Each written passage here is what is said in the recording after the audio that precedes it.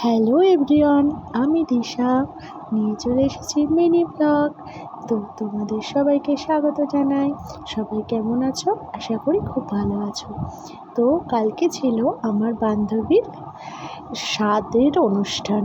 তো দেখো কি কত মিষ্টি লাগছে ওকে, কি সুন্দর সেজেছে। আর খাবার জায়গাটাও খুব সুন্দর করে সাজানো হয়েছিল।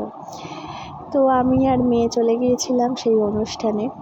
ও তো সেজেগুজে একদম রেডি, আর সত্যিই কালকে ওকে খুব মিষ্টি লাগছিল।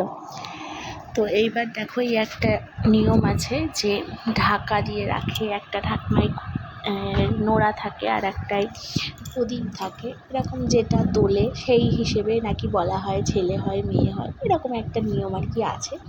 যাই হোক, এগুলো কুসংস্কার, তবুও একটা আনন্দের অনুষ্ঠান, ভালোই লাগে এসবগুলো। তো যাই হোক, ও নোড়া তুলেছে, তার জন্য সবাই খুব আনন্দ করছিল, মজা করছিল, হাসাহাসি করছিল যে ছেলে হবে ছেলে হবে এরকম আর কি। সেই ছেলে মেয়ে যাই হোক, সুস্থ হোক, এটাই কাম্য। তো দেখো, খুব সুন্দর কাটলো কালকের দিনটা, খুব আনন্দ করলাম সবাই মিলে।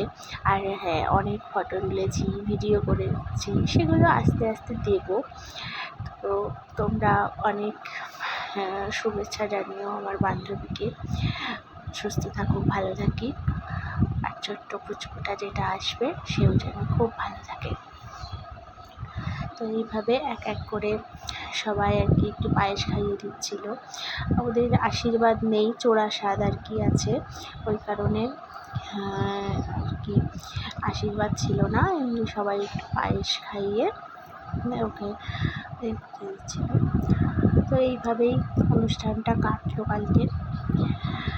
তো তারপরে আমরা আবার খাওয়া দাওয়া করে একটু বসে সবাই মিলে একটু গল্প গুজব করলাম।